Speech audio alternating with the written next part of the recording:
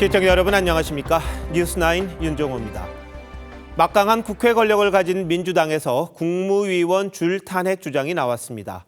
김건희 여사 특검법과 내란 특검법을 한덕수 대통령 권한대행이 공포하지 않으면 대행을 탄핵하겠다더니 이젠 한 발 더 나아가 국무회의 자체를 사실상 없애겠다는 구상입니다. 국무위원 5명만 더 탄핵하면 의결 정족수가 채워지지 않고 결국 국회에서 통과시킨 법안이 거부권을 행사할 수 없기 때문에 어떤 내용이든 자동으로 효력이 발생할 수도 있습니다. 이럴 경우 행정부는 사실상 마비 상태가 될 수밖에 없는데요. 수권 정당을 지향한다는 민주당에서 나온 말이 맞나 싶습니다. 극단적인 경우에는 피고인 이재명 대표에게 적용되는 모든 혐의도 무력화할 수 있습니다. 민주주의의 기본 원칙인 삼권 분립을 훼손한다는 지적이 나오는 이유입니다. 더 거세지는 민주당의 공세, 최원국 기자가 보도합니다. 민주당 노종면 원내대변인이 유튜브 방송에 출연해 한덕수 권한대행과 국무위원들을 무더기 탄핵할 수 있다고 했습니다. 탄핵 소추로 직무가 정지된 박성재 법무부 장관을 제외하면 남는 국무위원이 15명인데 5명을 더 탄핵하면 정족수가 모자라 국무회의 의결을 못한다는 겁니다. 국무회의가 안 돌아가면 지금 올라가 있는 법안들은 자동 발효가 됩니다. 거기까지도 고민하고 따져봐야 되는 아주 위중한 시점이다. 노 원내대변인이 언급한 위중한 시점이란 한 권한대행이 특검 법안들에 대한 거부권 행사 여부를 검토하고 있는 상황을 말한 걸로 보입니다. 한 권한대행에게 내일까지 특검법을 공포하라고 요구했던 민주당은 탄핵 소추안도 이미 작성해뒀습니다. 한덕수 총리가 24일까지 특검법을 공포하지 않는다면 민주당은 그 즉시 엄중하게 책임을 묻겠습니다. 즉시 절차를 밟겠습니다. 국민의힘은 국무회의를 해체하겠다는 민주당이 바로 내란 세력이라고 비판했습니다. 정부를 지금 마비시키고 지금 초토화를 시키겠다는 의도밖에 보이지 않습니다. 총리실 관계자는 5명 추가 탄핵 발언에 대해 책임 있는 정당으로서 진지하게 말한 거라고 생각하기 쉽지 않다고 했습니다. TV조선 최원국입니다. 노종면 원내대변인은 대통령이 공포하지 않으면 그대로 법률안이 확정된다는 헌법 제53조를 자신의 주장 근거로 듭니다. 법리적으로는 가능할지 모르겠습니다만 실제 감행하면 탄핵 소추권 남용이란 비판을 받을 수밖에 없습니다. 역풍이 일 수도 있다는데 권영석 기자가 취재했습니다. 국회를 통과한 법안은 국무회의 심의를 거쳐 대통령이 공포하거나 거부권을 행사하도록 돼 있습니다. 하지만 국무회의가 무력화될 경우 대통령은 이 두 가지를 모두 할 수 없게 됩니다. 헌법 53조엔 대통령이 15일 내에 공포나 거부권을 행사하지 않으면 법안은 그대로 확정된다고 규정하고 있습니다. 다만 법조계 일각에선 국무회의가 무력화된다고 대통령 권한 행사까지 불가능해지는 건 아니라는 주장도 있어 실제 적용을 두고는 해석이 엇갈립니다. 전부가 마비된다는 건 정말 국정 대혼란이 될 거거든요. 이렇다면은 오히려 심의 없이 할 수 있다고 봐야 되는 건 아니냐. 실제로 민주당이 국무회의 무력화를 노리고 5명에 대한 추가 탄핵을 강행할 경우 권한남용이라는 지적은 피하기 어려울 거라는 게 중론입니다. 법적으로는 가능한 이야기지만 탄핵 소추권이 남용되고 있다는 그런 비판에 직면하기 쉬워 보입니다. 노종면 원내대변인은 TV조선과의 통화에서 법률적으로 문제가 되는지 따져봐야 할 사안이라며 그럴 상황이 올지 우려한다는 취지라고 말했습니다. 민주당도 개인 의견이라며 선을 그었습니다. TV조선 권영석입니다. 이 같은 야당의 압박에도 한덕수 권한대행은 일단 내일 국무회의엔 두 특검 법안을 상정하지 않겠다는 입장입니다. 야당이 제시한 데드라인을 넘긴 거죠. 이런 가운데 살얼음 판을 걷는 정국 속에서 여야정 협의체 첫 회의가 이번 목요일 열립니다. 어떤 결과가 나올지 전정원 기자가 보도합니다. 총리실 관계자는 내란 특검법과 김건희 여사 특검법의 내일 국무회의 상정에 대해 헌법과 법률적 요소를 살펴봐야 한다며 내일 상정하기는 현실적으로 어렵다고 했습니다. 거부권 행사 시한인 연말까지 결정을 미루겠다는 뜻을 내비친 건데 특검법 공포 시한을 내일로 특정한 민주당은 압박 수위를 더욱 높였습니다. 한덕수 권한대행이 지금 정국에 맞는 적절한 결정을 하지 않으면 즉각적으로 조치를 취할 것이다 라고 하는 말씀 다시 한번 드리겠습니다. 한덕수 대행과 우원식 국회의장, 양당 대표가 참여하는 여야정 협의체가 오는 26일 첫 회의를 열기로 했는데 정부는 협의체를 통한 특검법 논의도 기대하는 분위기입니다. 다만 협상 테이블에서 민주당은 내년도 예산안 추경을, 국민의힘은 행안, 국방부 장관 임명 등을 강조할 것으로 보입니다. 민주당은 오는 26일과 31일 합의한 본회의에서 계엄 책임을 묻기 위한 대정부 질문을 하겠다는 입장이지만 국민의힘은 난색을 표하고 있습니다. 연말에 지금 민생 법안 처리에 집중을 해야 되지 대정부 질문하면서 그렇게 해서 계속해서 국회를 여는 것은 적절하지 않다라고 의견을 말씀드렸습니다. 거부권과 추가 탄핵, 대정부 질문 등을 놓고 여야 간 입장차가 커 협의체가 시작부터 난항을 겪을 거란 우려도 나옵니다. TV조선 전정원입니다. 이번 비상계엄 사태의 비선 주동자로 지목된 노상원 전 정보사령관이 작성한 수첩 내용이 일부 공개됐습니다. 황당한 내용들이 참 많습니다. NLL에서 북한의 공격을 유도하고 정치인 등을 사살한다는 표현도 있었다고 합니다. 개인의 상상력인지 실제 계획해서 준비한 건지 철저하게 조사해야겠습니다. 조효진 기자가 취재했습니다. 노상원 전 정보사령관이 저녁 꿈어물며 역술인 활동을 한 점집입니다. 지난 15일 경찰 특별수사단은 이곳에서 노 전 사령관의 수첩을 확보했습니다. 60여 쪽 분량의 손바닥만한 수첩엔 계엄 관련 메모가 빼곡했습니다. 북방한 개선 NLL에서 북한의 공격 유도란 내용도 있었습니다. 그동안 야당은 북한을 자극해 계엄 선포의 명분으로 삼으려 했다고 주장해왔습니다. 드론사령부의 무인기를 동원해서 정보사가 백령도까지 가서 날리고 그리고 방첩사가 이거를 기획하고 경찰은 도발 유도 행위가 실제 있었는지는 아직 확인되지 않았다면서도 윤석열 대통령과 김 전 장관에 대해 이적죄 적용 여부를 검토할 예정입니다. 노 전 사령관 수첩은 정치인, 언론인, 종교인, 노조, 판사, 공무원 등을 수거 대상으로 표현했습니다. 우종수 국가수사본부장은 수거 대상에 대해 사살이란 표현도 있었다고 밝혔습니다. 정치인, 언론인, 종교인 등에 대해서 수거 대상이다라고 이야기를 하셨는데요. 사살이라는 표현이 있었습니까? 왜냐하면 제가 여기서 너무 피사실 조사 사실이 부합한다라고 보면 되겠죠. 부합합니다. 예. 좋습니다. 수첩엔 국회 봉쇄도 적혀 있었습니다. TV조선 조유진입니다. 소장으로 전역한 뒤 이해하기 어려운 생활을 해온 노 전 사령관은 현역 시절에도 집무실에 부적을 붙이거나 동기생들에게 점을 봐주겠다고 말했던 것으로 알려졌습니다. 이름도 큰 일을 하겠다며 바꿨다는데 차정승 기자가 노 전 사령관의 행적을 추적해봤습니다. 1976년 11.6 사태로 선포된 비상계엄은 1981년 1월 24일 해제됐습니다. 당시 대전고 수험생이던 노상원 전 정보사령관은 계엄 해제 일주일 전 육군사관학교에 수석 합격했습니다. 임관 뒤 보병장교로 근무하다 소령 시절 정보병과로 바꿨고 나중에 큰 뜻을 이루려면 자신을 바라보는 틀부터 바꿔야 한다며 이름도 상원으로 개명했습니다.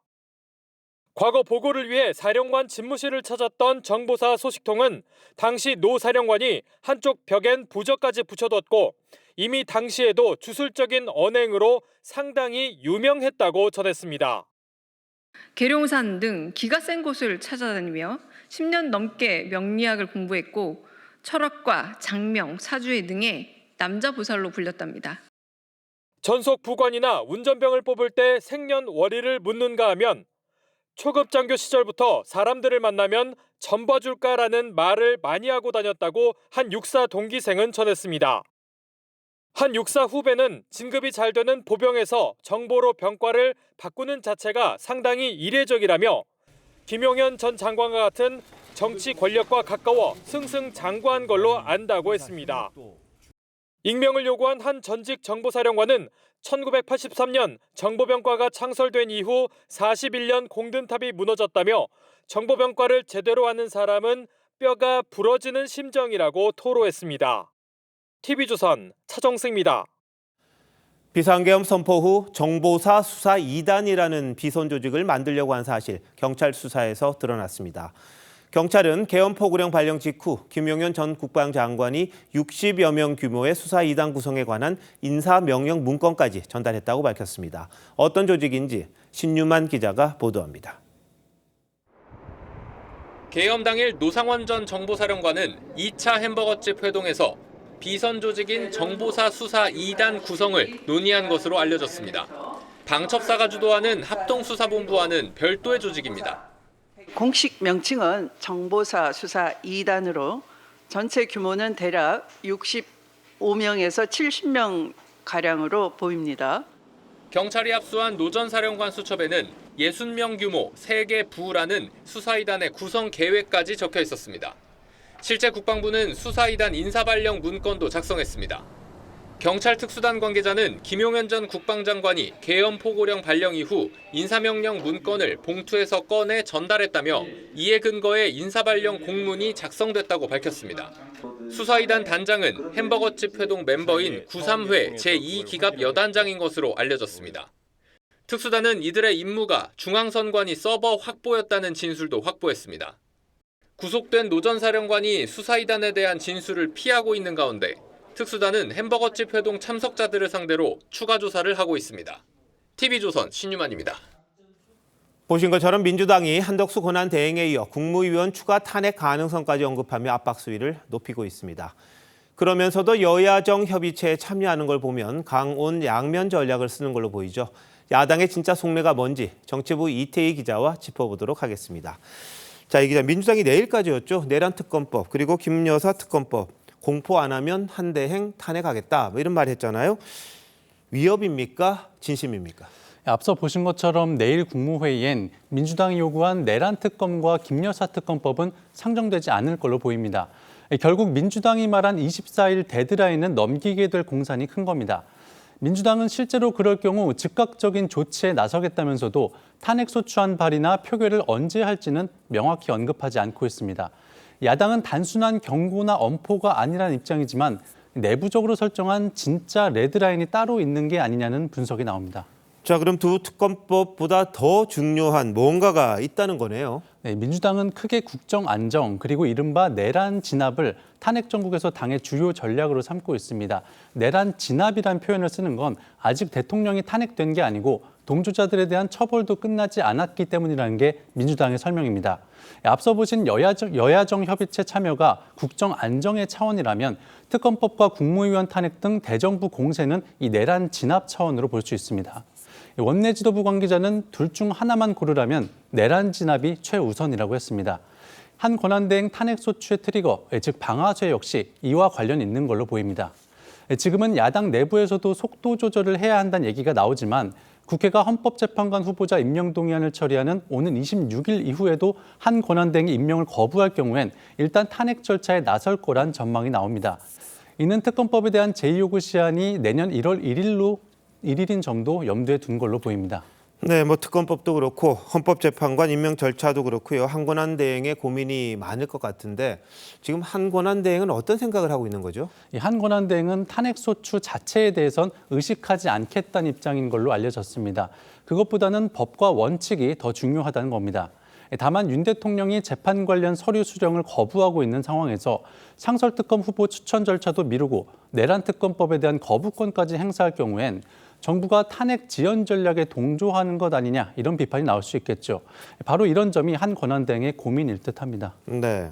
자, 앞서 리포트에서 내란 혐의로 구속된 노상원 전 정보사령관 수첩이 공개가 됐어요. 그때 북한의 공격을 유도한다 이런 내용도 들어있다고 합니다. 이게 실제로 계획이 됐던 건지 본인의 생각인지 모르겠습니다만 야당에선 이걸 두고 외환죄를 적용해야 한다 이런 주장을 하는 건가요? 네, 이재명 대표는 당내 의원들에게 기존 내란 혐의뿐 아니라 외환죄 적용 여부를 집중적으로 살펴볼 것을 지시한 것으로 알려졌습니다. 앞서 민주당은 지난 9일 윤 대통령과 김용현 전 장관을 외환죄 혐의로 고발하기도 했는데 실제로 노 전 사령관의 메모가 드러나자 민주당은 외환죄 정황이 드러났다며 윤 대통령을 빨리 체포하라고 주장했습니다. 내란죄에 이어 외환죄 공세에도 힘을 주려는 건 안보 문제에 민감한 보수층에게까지 탄핵의 당위성을 강조하려는 전략으로 봐야 할 듯합니다. 네, 매일마다 새로운 사실들이 드러나고 있고 야당의 공세에 여권 전체가 참 대응하기가 어렵다 이런 이야기가 나오고 있는데 수사 상황 좀 더 명확하게 취재하고 좀 사실관계를 좀 밝혀야 되겠다 이런 생각 좀 듭니다. 자, 이 기자 잘 들었습니다. 윤석열 대통령이 공수처의 두 번째 출석 요구서도 수령하지 않았습니다. 성탄절인 25일 오전 10시 과천 공수처 청사에서 조사하려던 계획 쉽지 않아 보입니다. 윤 대통령 측은 수사보다는 탄핵 심판을 우선으로 보고 있습니다. 안혜리 기자입니다. 윤석열 대통령 관저에는 수사기관이나 헌법재판소가 보낸 통지서와 서류들이 잇따라 우편으로 배달되고 있습니다. 공수처는 지난 20일 윤 대통령에게 성탄절인 오는 25일 오전 10시 과천 공수처로 출석하라는 요구서를 보냈습니다. 대통령 관저와 대통령실 등 모두 3곳에 보냈지만 윤 대통령과 대통령실은 수령을 거부했습니다. 오늘 공수처는 2차 출석 요구서를 특급 우편과 전자공문으로 발송했지만 수취인 불명으로 전달되지 않거나 수취 거절됐다고 밝혔습니다. 윤 대통령이 칩거 중인 가운데 윤 대통령의 40년 지기인 석동현 변호사는 수사보다는 탄핵 심판이 우선이라는 입장을 밝혔습니다. 우선적인 탄핵을 이거를 우리 국민들이 다 지켜보고 대통령을 반대하는 국민, 또 이해하는 국민, 또 중립적인 국민 다 이렇게 볼 수 있는 공개법정에서 공방이 돼야 합니다. 현직 대통령이 밀실에서 수사받는 건 적절치 않다고 했습니다. 공수처는 25일 윤 대통령이 나오지 않으면 3차 소환하거나 바로 체포영장을 청구하는 방안을 검토 중입니다. TV조선 안혜리입니다. 윤 대통령은 헌법재판소의 탄핵 심판 서류도 받지 않았습니다. 결국 헌재가 서류를 받은 걸로 간주하고 일정을 예정대로 진행하기로 했습니다. 윤 대통령은 27일까지 답변서를 내야 하는데 현실적으로 쉽지는 않아 보입니다. 한지은 기자의 보도입니다. 윤석열 대통령은 헌법재판소가 지난 16일 이후 3차례 우편과 전자전송, 인편을 통해 보낸 탄핵 심판 서류를 모두 수령 거부했습니다. 결국 헌재는 실제 수령하지 않아도 받은 걸로 간주하는 발송 송달을 했다고 밝혔습니다. 지난 19일에 우편 발송한 서류가 한남동 관저에 도착한 20일을 받은 시점으로 간주하는 겁니다. 헌법재판소는 대통령에 대한 서류를 형사소송법 제65조, 민사소송법 제187조에 따라 2024년 12월 19일 발송 송달을 실시하였습니다. 이에 따라 윤 대통령은 헌재가 요구한 답변서를 27일까지, 개헌 보고령과 국무회의록은 내일까지 제출해야 합니다. 하지만 윤 대통령이 아직 탄핵심판 변호인단을 구성하지 않아 제때 제출하기는 어려울 전망입니다. 윤 대통령 측 석동현 변호사는 변호인단을 구성하고 충실한 답변을 하려면 시간이 필요하다고 했습니다. 탄핵 심판을 해나가기 위한 그러한 팀을 짜고 준비를 해나가는 과정인데 변호인 구성이 이렇게 3일 만에 안 돼, 4일 만에 안 돼 말이야. 이런 식으로. 헌법재판소는 윤 대통령이 답변서를 제출하지 않더라도 27일로 예정된 변론 준비 기일을 그대로 진행하기로 했습니다. TV조선 한지은입니다. 경찰이 추경호 국민의힘 전 원내대표에게 출석을 요구했습니다. 국회가 계엄 해제 표결을 할 때 이를 방해했다는 혐의입니다. 공수처와 경찰의 공조수사본부는 윤 대통령의 일반 휴대전화 통신 내역을 확보한 데 이어 비화폰 통신 기록에 대한 보전 요청 공문을 대통령실에 보냈습니다. 김예나 기자가 수사 상황을 보도합니다. 국회의 계엄 해제 표결을 앞두고 국민의힘 의원들은 당사와 국회에 분산돼 있었습니다. 추경호 당시 원내대표는 집결 장소를 국회에서 당사로, 다시 국회로 바꿔 공지했습니다. 이를 놓고 민주당은 추 전 원내대표가 국회의 계엄 해제 표결을 막았다며 내란 공범으로 고발했습니다. 투표장을 못 들어가게 막는 행위는 이번 내란 행위의 연장선에서 벌어지는 일이기 때문에 경찰 특별수사단은 추 전 원내대표가 1차 소환에 응하지 않자 26일 출석하라고 다시 통보했습니다. 법원으로부터 통신영장을 발부받은 경찰은 윤 대통령의 개인 휴대폰 통화 내역을 확보해 분석하고 있습니다. 경찰 특수단은 윤 대통령과 군경 수뇌부가 사용한 비화폰 서버에 대해선 대통령실에 보전 요청 공문을 보냈습니다. 저희가 일단 중요 자료에 대한 보존 요청을 하는 공문을 발송해 놓은 상태입니다. 앞서 두 차례 압수수색 시도는 경호처의 거부로 무산됐었습니다. TV조선 김예나입니다. 비어있는 헌법재판관 3명을 임명하기 위해 민주당이 속도를 내고 있습니다. 후보자 2명에 대한 인사청문회를 이례적으로 하루에 해치웠습니다. 한 사람당 3시간여 만에 절차를 끝낸 건데 여당은 한덕수 권한대행에게 헌법재판관 임명 권한이 없다며 청문회에 들어가지 않았습니다. 논란이 계속되고 있는데요. 고유동 기자의 보도입니다. 민주당이 추천한 마은혁, 정계선 헌법재판관 후보자 인사청문회는 야당 단독으로 3시간 반씩 연이어 진행됐습니다. 하루에 두 사람의 인사청문회를 쪼개서 진행하는 건 이례적입니다. 신속한 헌법재판소의 구인 체제로의 완성체를 만드는 것이 우리 국회가 할 일이고, 여당이 한덕수 권한대행에게는 헌법재판관 임명 권한이 없다며 불참하면서 청문회는 송곳 검증보단 대통령 탄핵 심판 관련 질의에 집중됐습니다. 두 후보자는 계엄은 사법심사의 대상이 될 수 있고 한 권한대행의 헌법재판관 임명도 가능하다는 입장을 밝혔습니다. 대통령이나 대통령 권한대행은 선출된 인물을 헌법재판관으로 임명하는 것이 적절하다고. 처음에는 딥페이크인가 이렇게 생각을 했습니다. 계엄을 선포할 만한 조짐이 전혀 없었기 때문에. 국민의힘 청문위원들은 따로 기자회견을 열고 두 후보자 모두 정치적 중립성을 기대하긴 어렵다고 지적했습니다.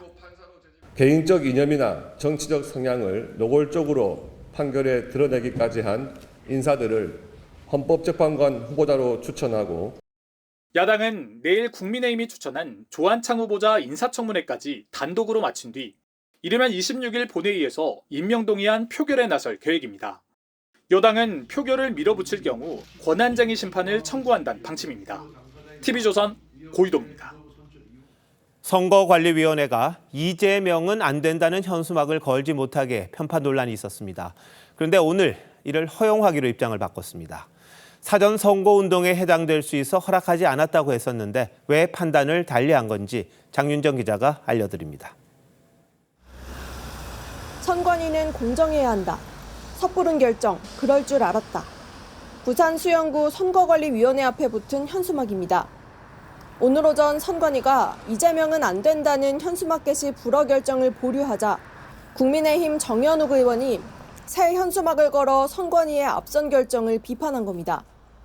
선관위는 오늘 오후 노태학 선관위원장 주재로 긴급회의를 열고 현재 탄핵 심리도 시작되지 않은 만큼 이재명은 안 된다는 표현은 사전 선거운동이 아닌 단순한 정치구호로 볼 여지가 있다며 판단을 번복했습니다. 다만 선거 실시 사유가 확정된 때인 선거일 전 120일부터는 이름과 기호를 게시할 수 없다고 덧붙였습니다. 앞서 열린 국회 행안위에선 대통령 탄핵을 기정사실화했다는 여당 질타가 이어지기도 했습니다. 탄핵 인용을 기정사실화하고 조기 대선을 확신하고 있는 겁니까? 법문만 검토를 하고 지금 전체적으로 볼 때는 너무 이른 섣부른 결정 아닌가 싶은 생각이 듭니다. 국민의힘은 선관위가 정의원을 내란 공범이라고 표현한 조국혁신당의 현수막을 허가한 걸 두고도 비판의 목소리를 내고 있습니다. 내란 관련 법적 판결이 나오지 않은 상황에서의 비판은 명예훼손이란 건데 전국에 걸린 현수막을 전수조사해 법적 대응에 나선다는 계획입니다. TV조선 장윤정입니다. 선관위가 이재명 대표를 비판한 현수막 게시를 막았다가 입장을 결국 번복했습니다. 선관위의 현수막 문구 허용 기준이 뭔지 김지영 기자와 따져보겠습니다. 자, 김 기자, 선관위는 어떤 기준에 따라 현수막 문구를 규제하는 겁니까? 네, 선거가 없는 평상시에는 정당법 37조와 5개 광고물법에 따릅니다.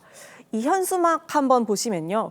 원색적인 표현이 들어가 있는데도 게시가 허용됐습니다. 선관위는 평상시에는 정당 활동의 자유를 보장하기 위해서 내용을 최소한으로 제한한다는 방침 아래 문구를 규제하지 않았다고 했습니다. 문제는 선거 때인데요. 선거 때는 공직선거법에 따라 선거 120일 전부터 정당의 명칭이나 후보자의 이름, 사진 등 특정 후보자를 유추할 수 있는 내용을 명시하면 안 됩니다. 이번에 문제가 된 그래도 이재명은 안 된다는 문구는 탄핵과 조기 대선 가능성이라는 특수한 상황 때문에 선관위가 갈팡질팡한 것으로 보입니다. 그런데 과거 선거에서도 이 선관위가 판단한 게 논란을 불러일으켰던 적 좀 있었죠. 네, 2010년 이명박 정부 당시 지방선거를 앞두고 민주당과 환경단체들이 4대강과 무상급식 등을 주제로 현수막을 걸려고 했는데 선관위가 못하게 하면서 편파 논란이 일었습니다. 2020년 문재인 정부 당시 총선 때에는 민주당 후보가 게시한 100년 친일 청산 현수막은 특정 정당을 노렸다고 볼 수 없다면서 허용하고 미래통합당의 민생 파탄 투표로 막자와 거짓말 아웃이란 문구는 민주당과 특정 후보를 연상하게 한다면서 막았습니다. 바로 1년 뒤인 2021년 보궐선거에서는 보궐선거 외하조라는 여성단체의 캠페인 문구를 금지했는데요. 당시 선관위는 현수막 내용이 박원순 전 서울시장의 성범죄 사건을 떠올리게 하고 투표에 영향을 줄 수 있어서 위법이라고 판단했고 야당은 반발했습니다. 같은 표현을 놓고도 선관위가 판단을 달리했던 적도 있던 것 같던데요. 네, 2021년 문재인 정부 당시 재보궐선거에서는 내가 하면 로맨스, 남이 하면 불륜이라는 내로남불 문구가 금지됐었는데요.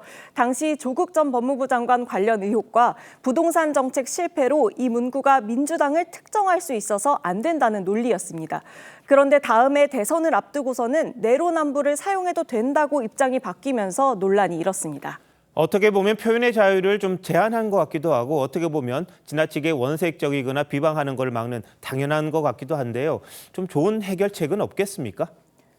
네, 2023년에 헌법재판소가 이 공직선거법의 현수막 금지 조항이 표현의 자유를 장기간 포괄적으로 제한해서 헌법에 위배된다고 헌법 불합치 결정을 내렸습니다.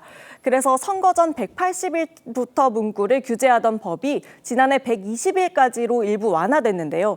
여전히 정당 후보를 직접적, 명시적으로 지칭하는지를 판단하는 건 선관위 해석에 맡겨져 있습니다. 선관위 스스로 명확하게 기준을 마련해야 된다는 지적이 나옵니다. 선관위는 좀 더 적극적인 의지를 가지고 대립적인 정치를 극복하기 위해서 단순히 이제 실무적인 차원이 아니라 좀 더 고차원의 고민을 할 필요가 있다 이렇게 생각합니다. 네, 명확하지만 국민 눈높이에 맞는 기준이 필요하겠군요. 김주영 기자 잘 들었습니다.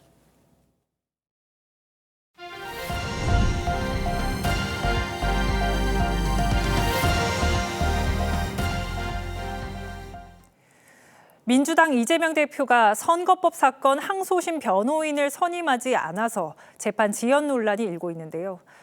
결국 재판부가 이 대표에게 국선 변호인을 지정해줬습니다. 국선 변호인은 국민 세금으로 형편이 어려운 피고인을 위해 운영되는 제도죠. 거대 야당 대표가 이런 상황까지 만들 일인지 모르겠습니다. 정준영 기자입니다. 이재명 대표는 지난달 15일 선거법 위반 사건 1심에서 당선 무효형이 선고되자 엿새 뒤 항소했습니다. 항소하게 될 것입니다. 기본적인 사실 인정부터 도저히 수긍하기 어려운 그런 결론입니다. 이 대표가 2심에 적극 응할 것으로 보였지만 항소심 재판은 한 달여가 지난 지금까지 시작도 하지 못했습니다. 소송 서류 전달이 늦어졌고 이 대표가 변호인도 선임하지 않았기 때문입니다. 2심 재판부는 지난 9일과 11일 발송한 소송 서류를 이 대표가 받지 않자 지난 18일 집행관을 국회로 보내 전달했습니다. 대통령과 같은 지연 전략이라는 지적이 있는데 어떻게 생각하십니까? 한참 전에 받았습니다. 이후에도 이 대표가 변호인 선임을 하지 않자 법원은 결국 국선 변호인을 선정했습니다. 법조계에선 재판을 신속하게 시작하려는 의지라는 평가가 나옵니다. 국선 변호인은 형편 등이 어려운 피고인을 위해 나라가 비용을 지원하는 제도입니다. 이 대표가 별도로 변호인을 선임하면 국선 변호인 선정은 취소됩니다. TV조선 정준영입니다. 탄핵 정국 이후 대구 경북 지역이 박정희 전 대통령 동상 건립을 두고 둘로 나뉘고 있습니다. 안동에 이어 오늘 대구에서 열린 동상 제막식에서도 찬반 집회가 열렸습니다. 김동현 기자입니다. 흰 천이 거치자 높이 3m의 동상이 드러납니다. 볕단을 끌어안은 채 미소를 짓고 있는 박정희 전 대통령입니다. 대구시가 6억 원을 들여 1965년 9월 박 전 대통령 재임 시절 모습을 재현했습니다. 공가에 대한 역사적 평가가 다 있습니다. 그러나 공에 대한 그 평가는 적어도 대구시만은 잊어서는 안 됩니다. 박 전 대통령의 공과 과처럼 시민들과 광장은 둘로 나뉘었습니다. 대한민국 만세! 박정희 대통령 건립을 환영합니다. 박정희 동상 철거하라! 경제를 이래만 발전시키고 지역을 발전시키는 것은 그 대통령입니다. 그 정도의 흠이 있다면 적어도 이렇게 당당하게 동상을 세우는 짓은 옳지 않다고 생각해요. 찬반 논란 속에 대구시는 남구 대명동에 조성하고 있는 박정희 공원에도 동상을 세울 계획입니다. 앞서 경상북도는 지난 5일 안동청사 앞에 성금으로 세운 박 전 대통령 동상을 공개했는데 당시에도 일부 시민단체가 반대 목소리를 냈습니다. 방해하면 고발한다. 경북 구미시는 시민 안전 등을 이유로 윤석열 대통령 탄핵에 찬성한 가수 이승환 씨의 성탄절 공연 대관을 취소했습니다. 그러자 이 씨는 표현의 자유 문제라며 법적 대응을 예고했습니다. TV조선 김동영입니다. 충북 충주에서 충전을 마친 수소버스가 폭발해 3명이 다쳤습니다. 이틀 전부터 부품이 고장나 있던 상태였는데요. 충주시는 원인이 밝혀질 때까지 모든 수소버스의 운행을 중단시켰습니다. 김다로 기자입니다. 충북 충주시의 수소 충전소.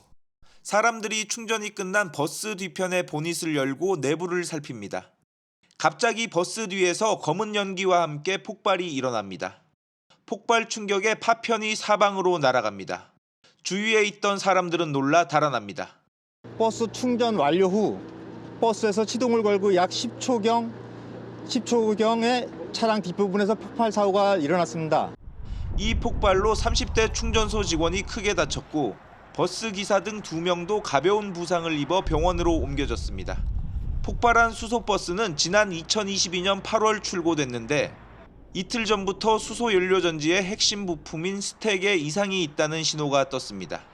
폭발은 부품 수리를 받으러 장거리 이동하기 위해 완충을 하자 일어났습니다. 제일 중요한 부분이 보전압 배터리하고 스택인 부분이거든요. 그런데 그 스택 부분에서 문제가 발생된 거는 처음입니다. 네. 제조사는 폭발한 차량을 수거해 원인을 조사할 계획입니다. 충주시는 폭발 원인이 규명될 때까지 나머지 수소 시내버스 17대의 운행을 중단하기로 했습니다. 전국적으로 운행되고 있는 수소버스는 1000대가 넘는 것으로 추산되고 있습니다. TV조선 김다로입니다. 연말 특수가 한창일 시기지만 차갑게 얼어붙은 경기에 소상공인들의 시름이 깊어지고 있는데요. 은행권이 소상공인의 대출 기한을 늘리고 이자 부담은 줄이는 지원책을 내놨습니다. 어떤 내용인지 최수용 기자가 설명해 드립니다. 서울 양재동에 있는 화훼단지. 이맘때면 성탄절 트리에 꽃과 장식을 찾는 손님들로 붐벼야 하지만 사람을 찾아보기 힘듭니다. 경영난에 빠진 이곳 상인들은 대출금 상환 부담에 시달리고 있습니다. 대출 이자는 은행에서 너무하는 거지. 5.56%까지 나오는 것 같더구만. 근데 이제 그거 좀 반으로 줄여두든가.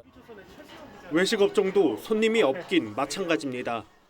매출이 한 60%, 70% 정도 빠진 것 같아요. 지금 대출 받은 거 있는데 좀 걱정이에요.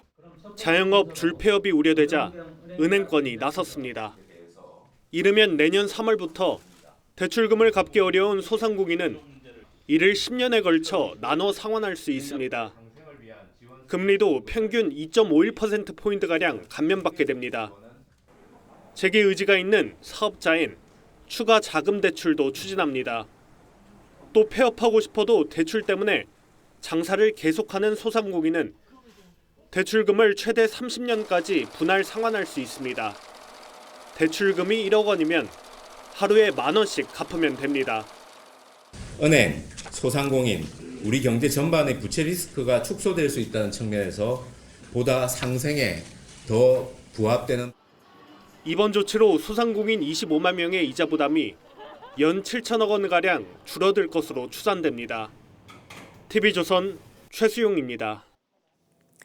7년 만에 재개발 첫 삽을 뜬 반포 주공 1단지 사업이 또 난관을 만났습니다.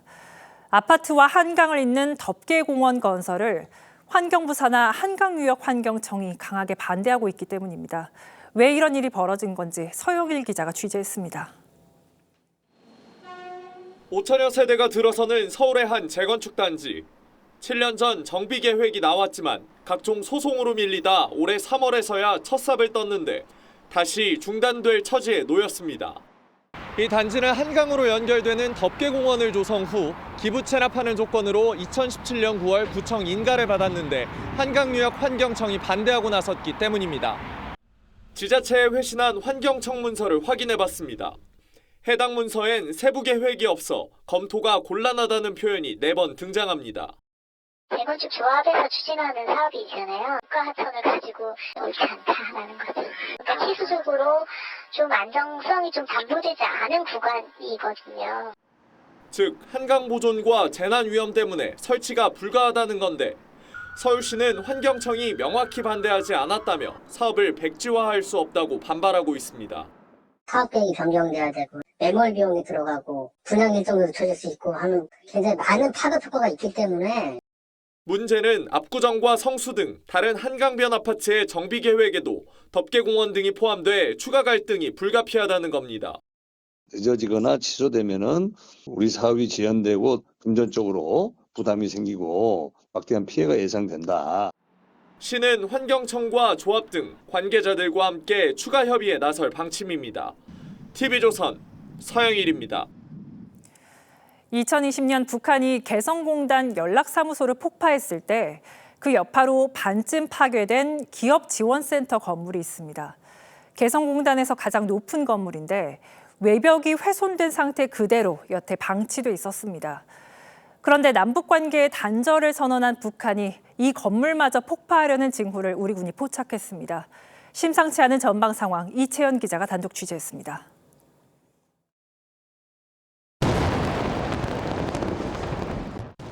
북한이 4층짜리 남북 공동연락사무소 건물을 폭파하자 바로 옆 15층짜리 기업지원센터 외벽이 함께 부서져 내립니다.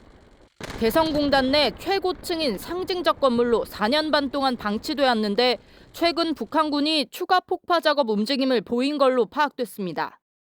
정부 소식통은 2020년 당시 폭파 이틀 전 사다리 차를 이용해 물품을 빼내는 모습이 포착된 적이 있는데 최근 비슷한 반출 움직임이 건물 8층과 13층에서 이루어져 폭약 설치 준비 가능성을 주시하고 있다고 전했습니다.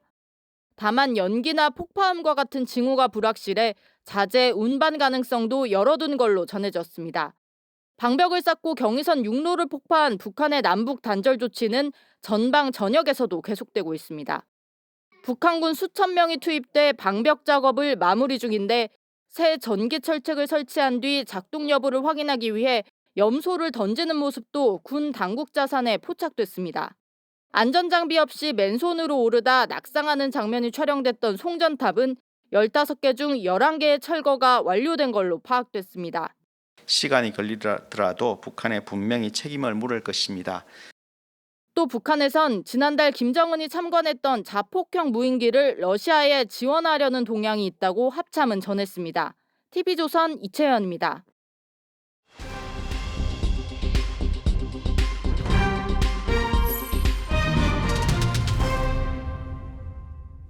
트럼프 당선인이 다음 달 20일이면 47대 미국 대통령에 취임합니다.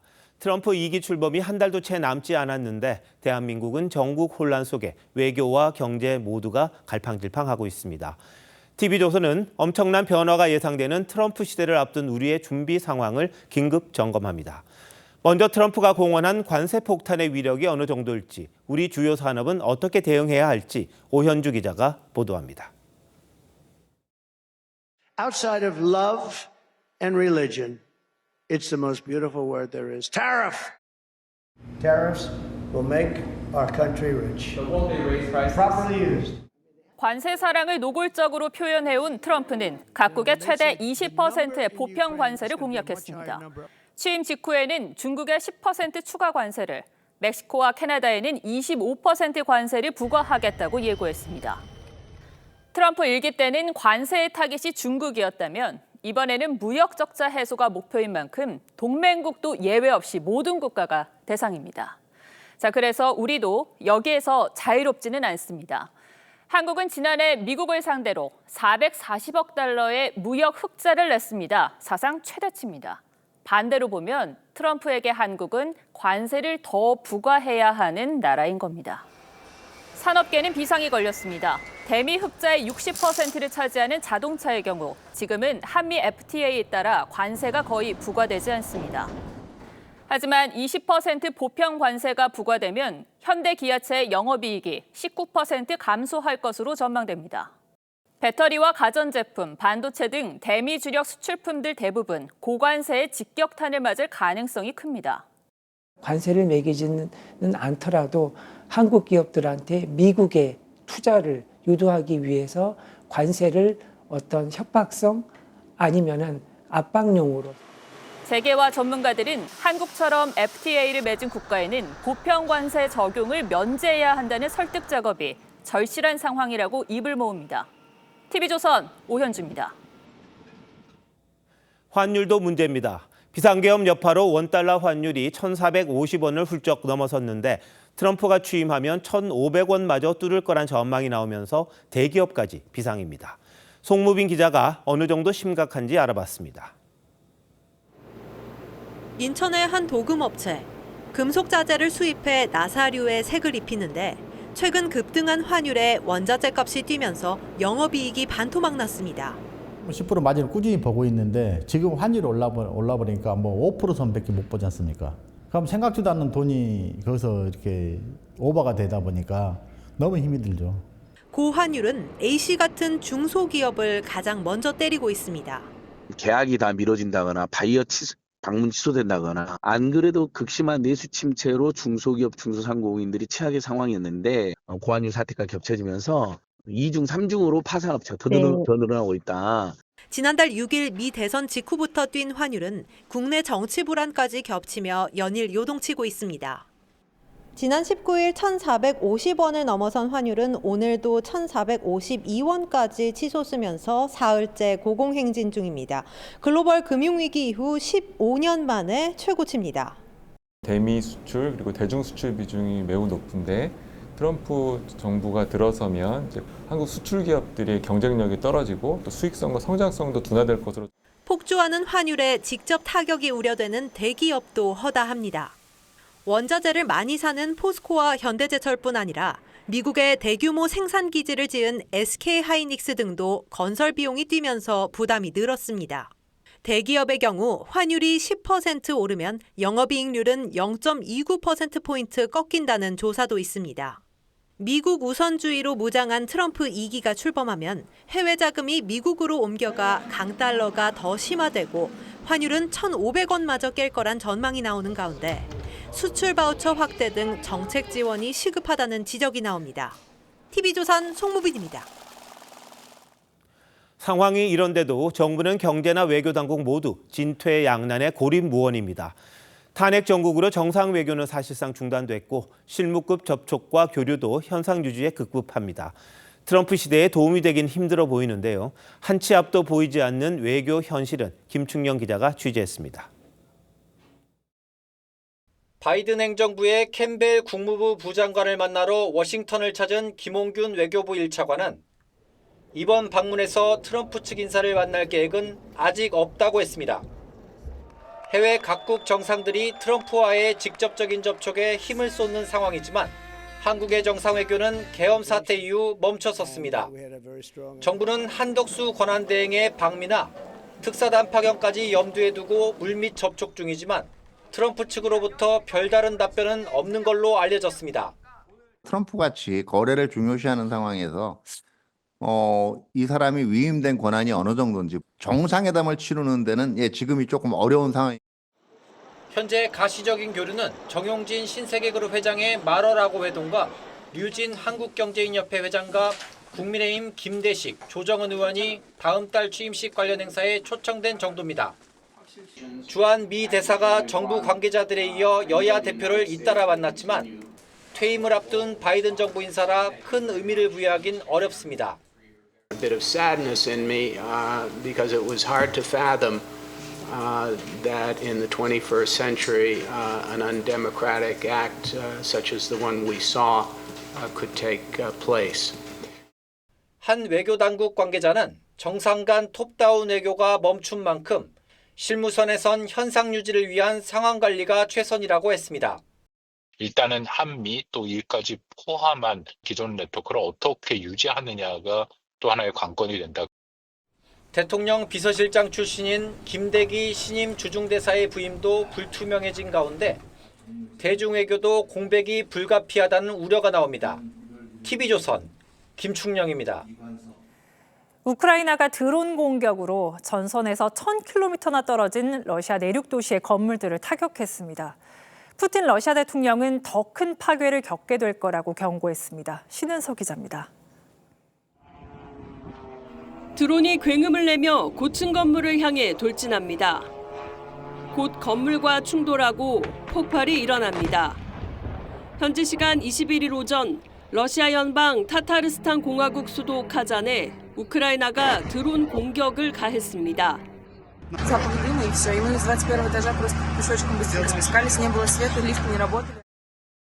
전선에서 1000km 떨어진 내륙 도시까지 드론 공격에 노출된 겁니다. 러시아 측은 드론 8대 가운데 7대는 산업시설과 주거 건물을 겨냥했고 한 대는 격추됐다고 밝혔습니다. 푸틴 러시아 대통령은 보복을 예고했습니다. С многократно большими разрушениями у себя за это и пожалеет еще о том, что он пытается сделать у нас в стране, но 우크라이나군은 러시아가 하룻밤새 113대의 드론을 우크라이나를 향해 날렸다고 주장했습니다. 전쟁을 빨리 끝내겠다고 한 트럼프 대통령 당선인의 취임에 앞서 공세를 강화한 것으로 풀이됩니다. 젤렌스키 우크라이나 대통령은 자국 외교관들을 소집해 나토 가입을 위한 외교전을 당부했습니다. Альянс для України – це досяжно. Але досяжно тільки тоді, коли за це рішення б'ємось на всіх рівнях. 트럼프의 압박으로 종전이 되더라도 우크라이나가 나토 회원국 초청을 받아야만 러시아의 재침공을 막을 수 있다는 설명입니다. TV조선 신은서입니다. 러시아에 파병된 북한군이 러시아 이름이 적힌 위조 신분증을 사용했지만 한글로 서명하는 바람에 신원이 들통났다고 우크라이나 측이 전했습니다. 우크라이나에 잡힌 러시아군 포로는 북한 병사들의 불만을 표하기도 했습니다. 김자민 기자입니다. 리대혁, 방국진, 조철호란 이름이 자필로 적혀 있습니다. 총알이 지나간 흔적과 혈흔 자국도 보입니다. 우크라이나군이 러시아 쿠르스크 전선에서 북한군 3명을 사살했다며 이들이 지니고 있던 신분증을 공개했습니다.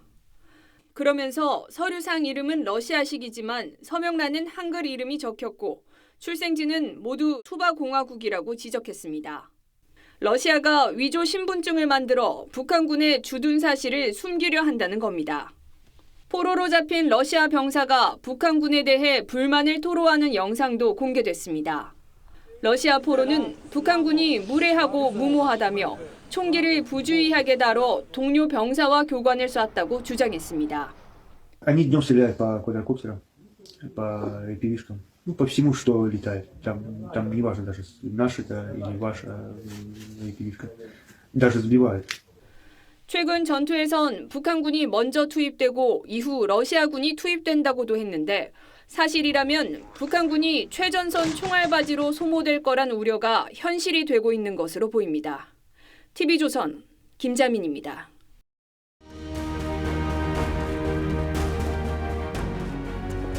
억만장자 집에 걸린 그림 르네 마그리트의 사람의 아들입니다. 뒤로 명화 도둑질을 즐기는 이중성을 상징합니다. 화가 마그리트가 사과에 가린 얼굴을 설명했죠. 우리가 보는 모든 것은 다른 것을 숨기고 있다. 그는 이미지의 배반을 즐겨 다뤘습니다. 사과를 그려놓고 제목을 붙였습니다. 이것은 사과가 아니다. 윤석열 대통령이 대선 주자 때 전두환 옹호 발언을 사과한 직후 SNS에 올라온 사진입니다. 아내가 반려견을 사무실로 데려가 담당자가 찍어 올린 거라고 했죠. 이런 물음이 따를 수밖에 없었습니다. 사과는 개라주라는 건가?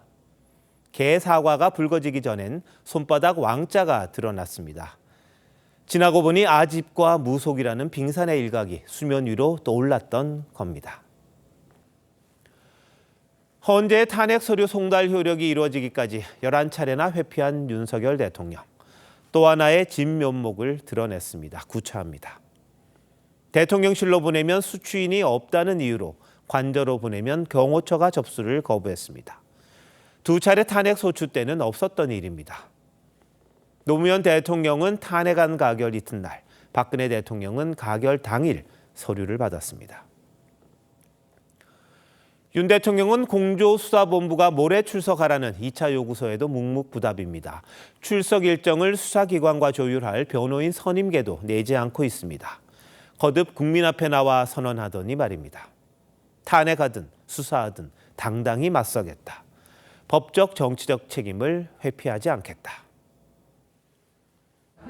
이 글귀를 되게 좋아한다는 거를. 윤 대통령이 집무실 책상에 올려둔 팻말을 보여줍니다. 트루먼 대통령의 국정 좌우명입니다. 모든 책임은 내가 진다. 바이든 대통령이 방한해서 건넨 선물입니다. 윤 대통령은 대선 후보 때부터 책상에 트루먼의 패를 놓고 싶다고 했었습니다. 하늘에 뜬 바위섬 꼭대기에 성체가 올라앉았습니다. 세상과 동떨어진 자폐의 성입니다. 윤 대통령은 거기 들어앉아 끝까지 싸우겠다고 외치는 거나 다름없습니다. 누구와 어떻게 언제까지 맞서 싸우겠다는 걸까요? 12월 23일 앵커 칼럼 오늘 모든 책임 내가 진다였습니다.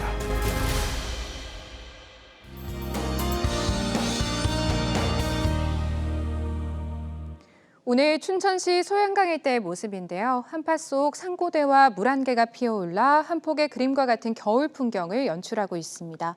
성탄절 아침까지는 중부 내륙을 중심으로 강추위가 이어지겠습니다. 내일 서울의 아침 체감 온도가 영하 10도까지 뚝 떨어지겠고요. 성탄절 낮부터는 평년을 웃돌겠습니다. 한파특보가 발효 중인 지역을 중심으로는 수도관이나 보일러 동파에도 주의하셔야겠습니다. 내일 전국이 맑다가 오후부터 구름 많아지겠습니다. 동해안은 대기가 건조한 데다 바람까지 강하게 불어서 불조심하셔야겠습니다. 내일 아침 기온 춘천과 충주가 영하 10도를 밑돌겠습니다. 낮 기온은 서울이 영상 2도, 인천 1도로 중부지방은 오늘보다 1에서 4도가량 낮겠습니다. 성탄절에는 하늘에 눈 대신 구름이 가득 끼겠고요. 밤에 강원 남부 내륙과 산지에만 약하게 눈과 비가 내리겠습니다. 날씨였습니다. 12월 23일 월요일 뉴스9 마칩니다. 시청해주신 여러분 고맙습니다.